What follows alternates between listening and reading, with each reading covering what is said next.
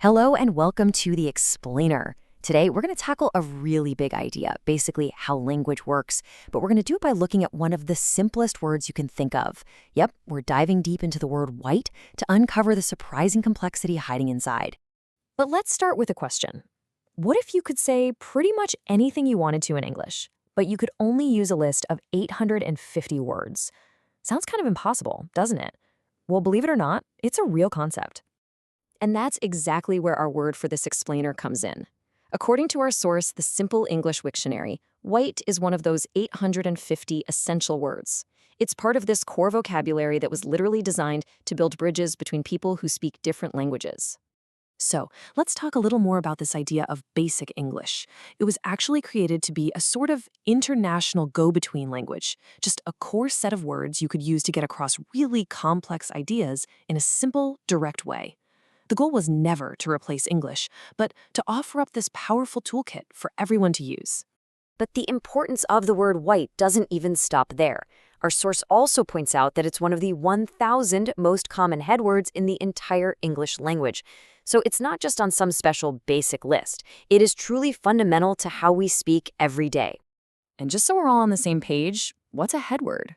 Well, it's just the main word you look up in a dictionary. You know, the one in bold at the top of the entry.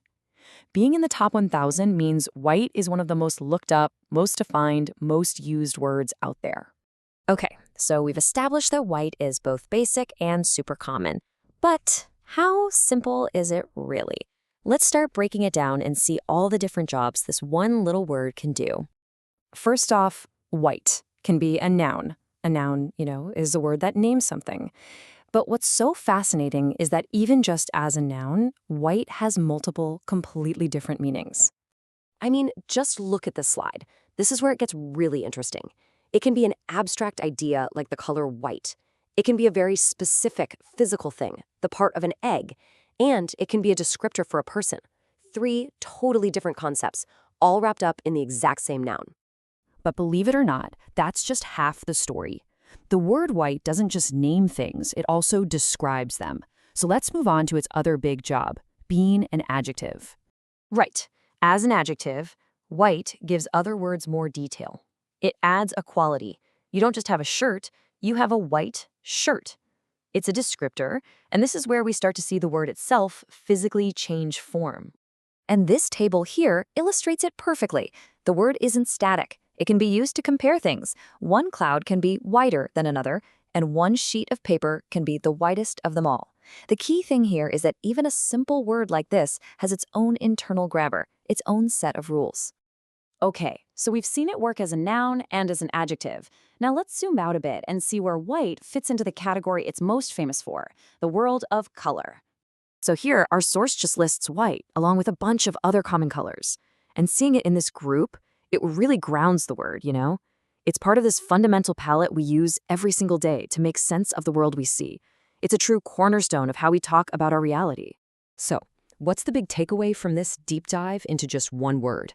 Well, it brings us right back to where we started, that idea of basic English and the incredible power hiding inside of simple language. The whole entire purpose of a system like basic English is to prove that you don't need a gigantic vocabulary to share really sophisticated ideas.